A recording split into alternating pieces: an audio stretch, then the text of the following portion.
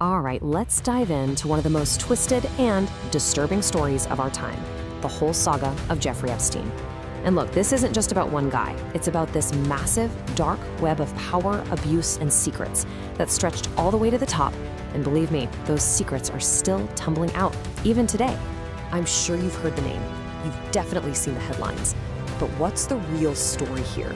I mean, you've got this infamous private island, a private jet with a seriously creepy nickname, and a super powerful man who ends up dead in one of the most secure jails in America. So how does all of that connect? Well, that's exactly what we're going to try and piece together. Yeah, these are the pieces of the puzzle that just about everyone's heard of, right? The private island, which was basically the center of his whole criminal operation. The jet, infamously nicknamed the Lolita Express, that star-studded guest list full of rich and famous people. And then there are the rumors of secret files, potential blackmail material, and of course, the big one, his incredibly suspicious death. Okay, let's start peeling back these layers. Okay, so to really get this whole story, you have to start at ground zero, the absolute epicenter of his crimes. And that was his private Caribbean paradise, an island called Little St. James. Of course, we all know it now by a much darker name, Epstein Island. So you look at this place, right? It's a 72-acre island, and on the surface, it's every bit the billionaire's playground you'd imagine. But underneath all that luxury, it was the headquarters for a truly horrific sex trafficking ring. And the island itself had these bizarre, almost surreal secrets. Like there was this strange temple-like building and a whole network of underground tunnels. It just adds to all the speculation about how he was able to operate, totally unseen and unheard. So it really makes you wonder, who was this guy, Jeffrey Epstein? I mean, how does someone from a pretty normal, humble background end up building an empire that gave him so much power and let him get away with so much for so long? Well, his rise was just incredibly fast. He starts out as a math teacher, and before you know it, he's a big-shot Wall Street financier. He got in with some seriously rich people, like Leslie Wexner, the guy who founded Victoria's Secret. And by managing their money, he made a fortune for himself. We're talking about owning the largest private mansion in all of Manhattan, a massive 75,000-acre ranch, and of course that island. He wasn't just getting rich, he was building his own private kingdom. And with all that money and all that influence, he built his criminal enterprise. But here's the thing, he absolutely was not working alone. And his network, it included some of the most famous and powerful people on the planet. You really have to think of it as a criminal partnership. Epstein was the money guy, right? He was the face of power. But his right-hand woman, Ghislaine Maxwell, a British socialite, was allegedly the one making it all happen on the ground. According to prosecutors, her job was to use her high society status to find and groom underage girls, luring them in with fake promises of jobs and a shot at a better life. And the network that Epstein built, it was like a who's who of the global elites. I mean, flight logs show former President Bill Clinton flew on his private jet a lot. Donald Trump was a friend back in the day. You've got Britain's Prince Andrew, who was accused of abuse by survivor Virginia Giuffre, an accusation that led to a huge settlement and basically ended his public life. Even tech billionaires like Bill Gates were part of the social circle. It's just staggering. And all of this leads to a really terrifying theory.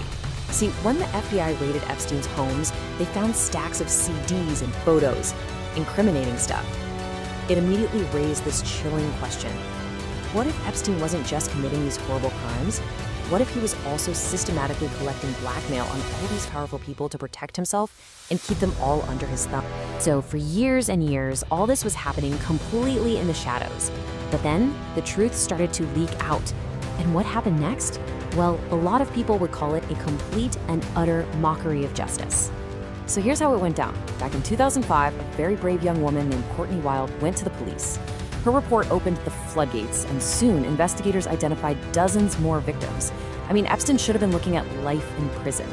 But instead, he got what everyone now calls the sweetheart deal. It was this secret agreement his lawyers cooked up with the U.S. attorney at the time, Alexander Acosta. And the result? He served just 13 months. And get this, it was in a private wing of a jail, and he was allowed to leave for work release 12 hours a day, 6 days a week. It was so ridiculous, it basically felt like justice was up for sale to the highest bidder. And for more than 10 years, that deal worked. Epstein completely escaped any real accountability. But the story was far from over. A decade later, it all came roaring back into the headlines, kicking off a final, absolutely shocking chapter. And then the dominoes just started to fall, one after another. In 2018, some incredible reporting by Julie K. Brown at the Miami Herald blew the lid off that secret 2008 deal. People were outraged. That outrage led directly to Epstein's arrest again in 2019. But then, just a month later, before he could ever stand trial and potentially name names, he's found dead. The investigation didn't stop, though. It led to Ghislaine Maxwell's arrest, and finally, her conviction in a 20-year prison sentence. Now, officially, Epstein's death was ruled a suicide, but the circumstances surrounding it were so suspicious that it's fueled this massive belief that he didn't kill himself, he was silenced.